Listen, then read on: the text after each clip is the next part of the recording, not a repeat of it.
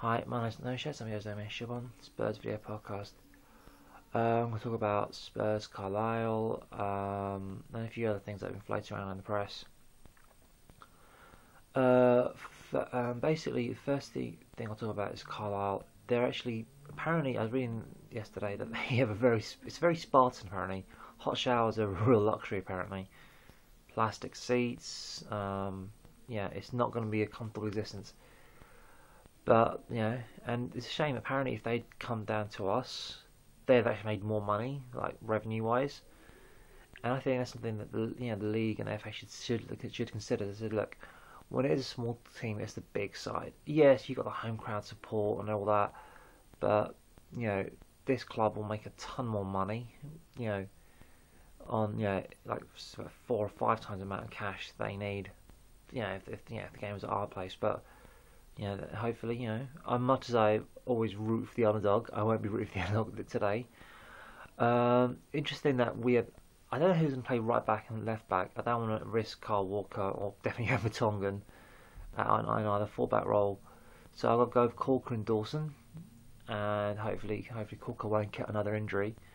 And we'll have, I don't know, some youth team right back, some youth team left back. There have been rumours that it won't be Hugo Lloris, which he wants to give Gomez or Cudicini a tryout.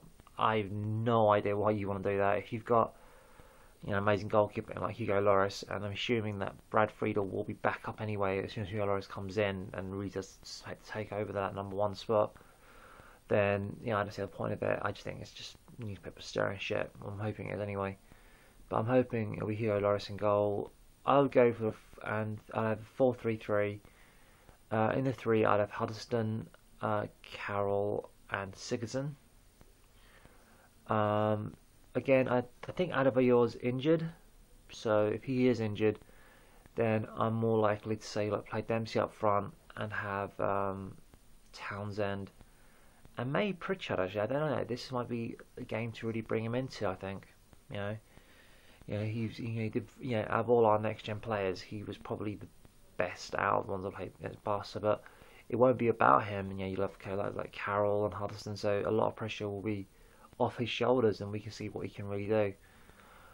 Speaking of youth team players, we've been linked with Francesco Baldini, who said no, I'm not coming, and Txiki Begiristain. Now everyone's thinking, Txiki Begiristain, this is the guy that Xavi, Iniesta, Messi. And yet without a doubt, he has a huge part to play in bringing Xavi and Iniesta. The thing is, for those of you who don't know, and in Spain they have a B side that plays in the second division. That's basically the championship. But this championship, these teams cannot actually play in their version of the League Cup, and they can't get promoted. So, but aside from say Real Madrid B, I don't know how many other big teams there are. Like there's a Valencia B. These teams will play on average 30 competitive games, because these are teams that want to get promoted to Primera Division. So they'll play 30 competitive games. So even as a youth team, so if you're, let's say, 16, 17, or you're trying to get back your fitness, you'll be playing a competitive game, because for the opposite of the other team, this result matters a huge amount. And so we don't actually have that over here. But so I'm hoping that hopefully at Sherwood, if he is doing this loan system, if he's in sort of what players goes out on loan and monitoring this, then hopefully he'll stay. Hopefully he'll be able more to bring that philosophy of looking to work with the Spurs kid, the under 14s, the under 16s, the under 18s, and to really develop that technical ability that you've got to see, that you get the players out of La Masia having, develop that technical ability. Obviously, we're not going to have that level of natural ability, but I think that's where we'll get involved with the coaching.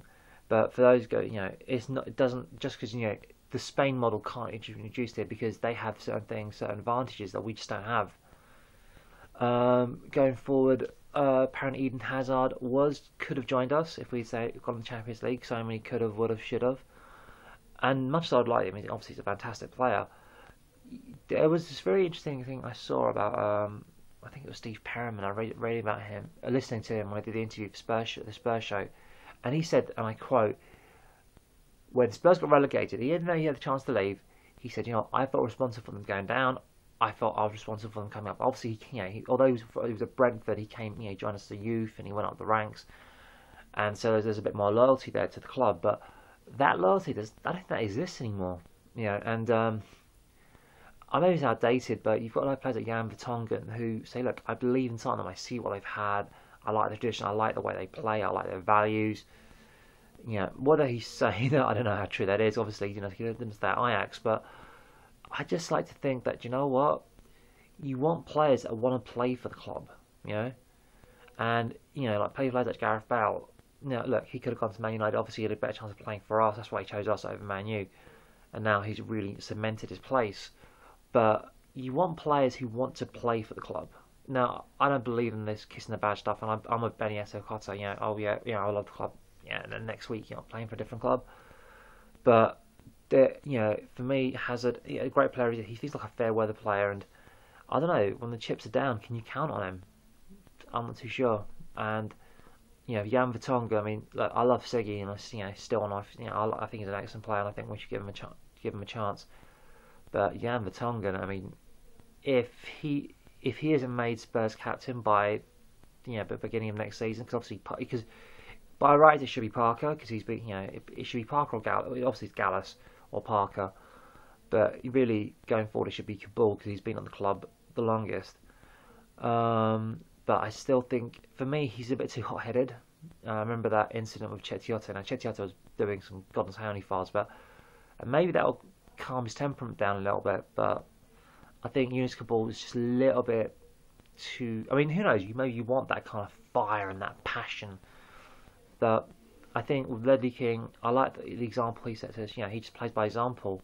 And he elevates things around him by playing so brilliantly and playing with such assurance and confidence. His actions speak louder than words, kind of thing. Speaking of actions, one of the things that people say, oh, well, Huddleston, we rate him. I don't rate Huddleston, but for me, again, every game, say 95, I think 90 odd minutes. Chances are, even the best players will probably get 20 minutes of ball time, or they actually are using the ball, kicking, passing. The best players will get 25 minutes. That means if you're playing for the rest of it, 65 minutes, you're without the ball. So for me, I think you have to be the best in the, if you're the best in the world, if you're amazing in the best in the world with the ball, you've got to be even better without the ball, because for 70 odd minutes you won't have the ball. So what are you doing with it? What are you doing with yourself? Are you closing down opposition? Are you making those runs? Are you creating the space? Are you an extra body? Are you splitting the defensive pack? Are you, the opposition defense? Are you, reinforcing your own defensive pack? And before, I never understand the value of players like Roy Keane and Scott Parker. Now, actually, I think as I've grown up, you get a lot more, a lot more aware of things, and I think definitely. I think you have to be so much better off the ball, and I don't think he's going to be. And I know he's lost a lot of weight, and I know, he's maybe increased his ability to turn. But I'm honestly, I think come the end of the season, come January, I will be very much surprised if Huddleston's still playing for us. I think January end of the season, I think he'll be gone.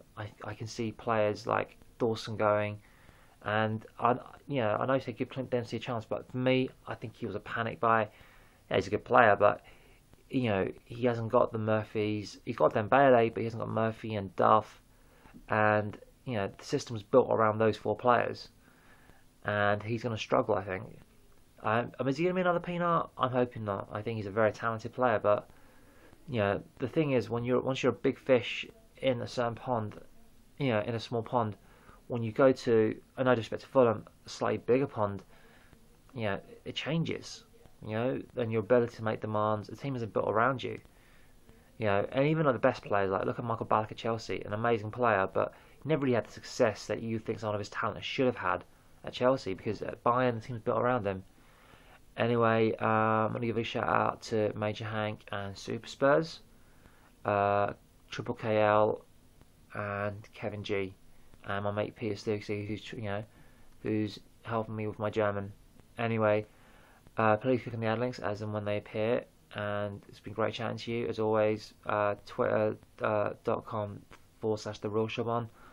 And yeah, please click on the ad links as they appear. And as always, come on you Spurs. And a shout out to Eggsy. And on that bombshell, I bid you good morning.